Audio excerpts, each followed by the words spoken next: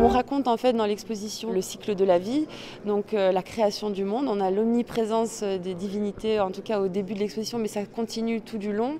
Après on découvre le quotidien des hommes à travers des scènes de chasse, des scènes de pêche, le quotidien des pharaons, la puissance et le pouvoir du pharaon qui vient nous dominer dans ce lieu avec ses immenses parois. Et puis on va approcher tous les rites, les coutumes, une déambulation dans les temples, jusqu'à dans ce cycle de la vie l'avènement de la mort, les rites funéraires, les plus beaux tombeaux et ensuite finir par s'abandonner dans l'au-delà en bouquet final.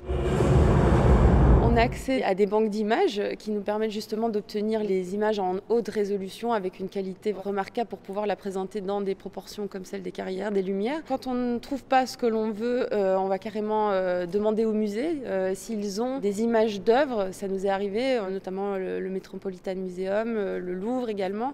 Et après, on est allé nous-mêmes aussi en Égypte prendre des clichés pour compléter en fait les images qu'il nous manquait. Par exemple, des colosses de même nom. On avait besoin d'un détail d'escalier ou à l'intérieur du tombeau de Néfertari, comme on essaie vraiment de retranscrire le tombeau. On avait besoin d'un détail de serpent, etc. Donc on est venu compléter cette sélection comme ça.